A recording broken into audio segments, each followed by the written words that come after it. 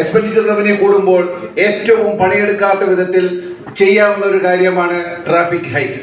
ഈ traffic hike tariff hike എങ്ങനെ കുറയ്ക്കാമെന്ന് നമുക്ക് ചിന്തിച്ചിട്ടുണ്ടെങ്കിൽ അതിന്റെ ഓപ്പറേറ്റിംഗ് കോസ്റ്റ് കുറയ്ക്കണം. ഇതിന്റെ മെയിൻ ആയിട്ട് വരുന്നത് ട്രാൻസ്മിഷൻ ആൻഡ് ഡിസ്ട്രിബ്യൂഷൻ ലോസ് ആണ്.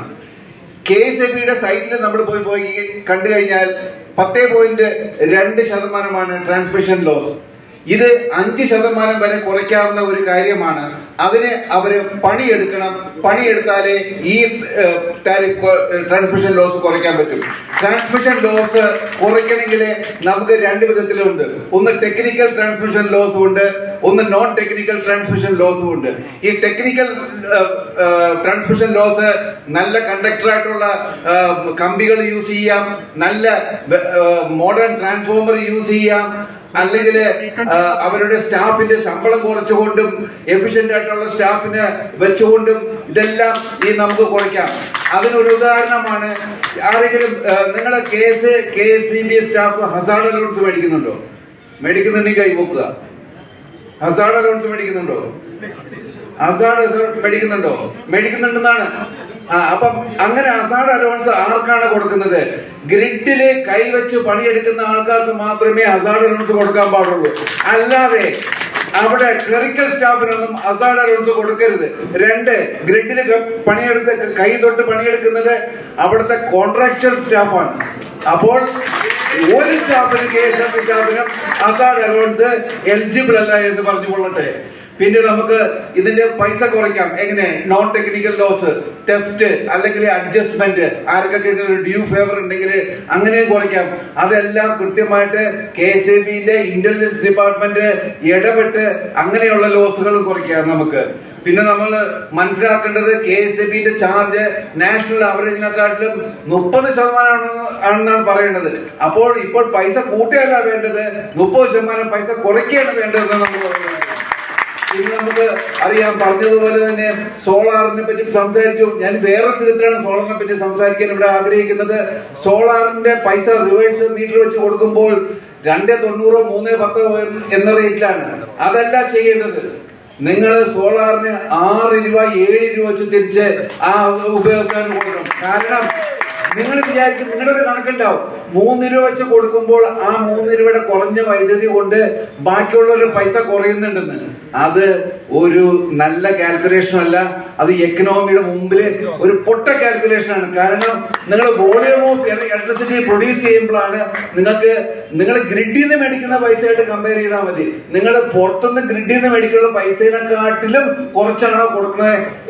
അങ്ങനെയാണെങ്കിൽ നിങ്ങൾക്ക് എല്ലാവരെയും എൻകറേജ് ചെയ്യാം സോളാർ വയ്ക്കുന്നതിനെ പറ്റിയിട്ട്.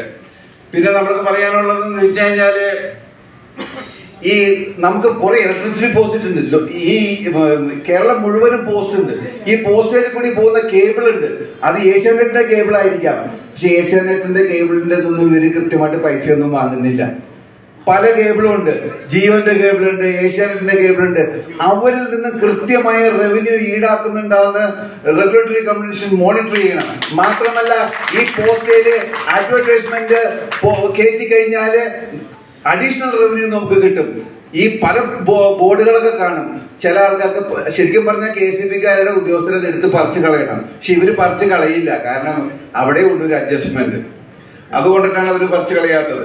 പിന്നെ എനിക്ക് പറയാനുള്ളത്, ഈ പീക്ക് അവേഴ്സ് 6 to 10 പഴയ ഒരു കണക്കാണ്. നമ്മളൊക്കെ കൊച്ചുനാളില് ജീവിച്ചിരിക്കുമ്പോഴാണ് രാത്രി എല്ലാവരും ഉറങ്ങും, 6 മണിക്ക് ആൾക്കാർ ലൈറ്റ് ഇടും.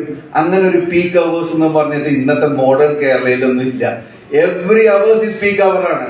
അത് നമ്മള് വെറുതെ KSABന്റെ തട്ടിപ്പാണ്. താരിഫ് കൂടുതൽ മേടിക്കാനുള്ള തട്ടിപ്പാണ് ഈ പീക്ക് അവേഴ്സ് എന്ന് പറഞ്ഞിരുന്നത്. ഞാൻ കൃത്യമായിട്ട് പറയുന്നു, എങ്ങനെ പൈസ കൂട്ടാമെന്നല്ല നിങ്ങൾ പഠിക്കേണ്ടത്, എങ്ങനെ പൈസ കുറയ്ക്കാമെന്നുള്ളത്. അതിന് നിങ്ങൾ വർക്ക് ചെയ്യണം. അതിനൊരു മോഡലാണ് ഞങ്ങൾ ഡൽഹിയിൽ കാണിച്ചേക്കുന്നത്. ആ മോഡല് നിങ്ങൾക്ക് വേണമെങ്കിൽ അത് വലിയ റോക്കറ്റ് സയൻസ് ഒന്നുമില്ല. ആത്മാർത്ഥതയും ദേശസ്നേഹവും ദേശഭക്തിയും ഉണ്ടെങ്കിൽ നിങ്ങൾക്കത് ആ പൈസ നിങ്ങൾക്ക് കുറച്ചെടുക്കാവുന്നതാണ്. അതുകൊണ്ട് ഞാൻ പറയുന്നു, 200 യൂണിറ്റ് വൈദ്യുതി വെറുതെ കൊടുക്കുമ്പോഴത്തേക്കും അത് വെറുതെ കൊടുക്കുന്നതല്ല. ആ പൈസ ഒരു സിറ്റിസൺ സേവ് ചെയ്യുമ്പോൾ അവൻ ആ കാശ് എടുത്ത് മാർക്കറ്റിലേക്ക് പമ്പ് ചെയ്യും. മാർക്കറ്റിലേക്ക് പമ്പ് ചെയ്യുമ്പോൾ അവനത് പല സാധനങ്ങളും വാങ്ങും. ആ വാങ്ങുന്നതിന്റെ റവന്യൂ 1,000 രൂപ ഒരു പ്രാവശ്യം 6 മാസം റോൾ ചെയ്യുന്നതിനെക്കാളും നല്ലതാണ് 1,000 രൂപ 6 മാസം കൊണ്ട് 6 പ്രാവശ്യം റോൾ ചെയ്യുമ്പോൾ 18% × 6. അങ്ങനെ സ്റ്റേറ്റ് എക്സ്ചക്കറിലേക്ക് കൂടുതൽ റവന്യൂ വന്നു കഴിയുമ്പോൾ ഈ സ്റ്റേറ്റിന് തന്നെ കേരള സ്റ്റേറ്റ് ഇലക്ട്രിസിറ്റി ബോർഡിന് സബ്സിഡി ആയിട്ട് പൈസ എടുത്തു കൊടുക്കാം. അങ്ങനെയാണ് 200 യൂണിറ്റ് വൈദ്യുതി എല്ലാം ഫ്രീ ആയിട്ട് കൊടുക്കുന്നത്. കുറച്ച് എക്കണോമിക്സ് മിക്സ് ചെയ്തുകൊണ്ട് മനസ്സിലാക്കേണ്ടവർ മനസ്സിലാക്കണം. മനുഷ്യന്റെ കയ്യിലും സിറ്റിസന്റെ കയ്യിലും പൈസ വന്നു കഴിഞ്ഞാൽ ഗവൺമെന്റിന്റെ കയ്യിലും പൈസ വരും.